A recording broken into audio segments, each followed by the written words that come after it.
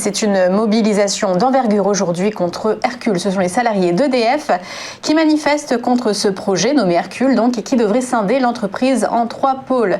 Les syndicats craignent un démantèlement. Alors concrètement, l'électricien serait divisé donc en 3 entités, avec d'abord une entreprise publique pour gérer le nucléaire, une autre entité qui s'occuperait des centrales hydrauliques et enfin la dernière entité serait cotée en bourse et aurait en charge la distribution d'énergie et la production d'énergie renouvelable. Le gouvernement et la direction ont réaffirmé leur position sur ce projet, argumentant qu'il fallait donner à EDF les moyens d'investir et de se développer. Mais le projet est retardé par Bruxelles aussi, qui tarde à organiser les discussions. Cette réforme devrait en tout cas passer par la loi pour être instaurée, où les syndicats craignent un recours aux ordonnances.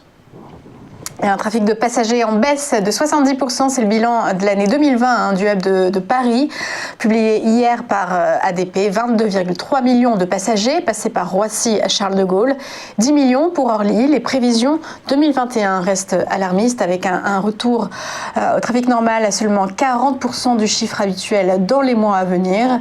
Après l'accord de rupture conventionnelle collective concernant 1100 salariés d'ADP, de nouvelles négociations sur une baisse de salaire cette fois devrait commencer à la fin du mois. Et Danone a dû souci à se faire avec l'arrivée de cet activiste, le fonds britannique Bluebell Capital, qui a pris moins de 5% du capital fin décembre. Il commence en tout cas déjà à se faire entendre dans une lettre écrite aux dirigeants de Danone. Bluebell réclame le départ du directeur général Emmanuel Faber, déplorant que le retour de valeur pour les actionnaires n'est pas assez élevé comparé à l'investissement en termes de développement durable. Il faut dire que Danone a raté tous ses objectifs de son dernier plan stratégique et doit maintenant, selon Bluebell, se donner pour seule ambition le redressement de ses ventes. Et du côté des marchés financiers, la Bourse de Paris a fini l'équilibre pour la première journée de la semaine, plus 0,10%, 5617 points. C'était une séance peu animée hier, comme il fallait s'y attendre. Wall Street était de repos.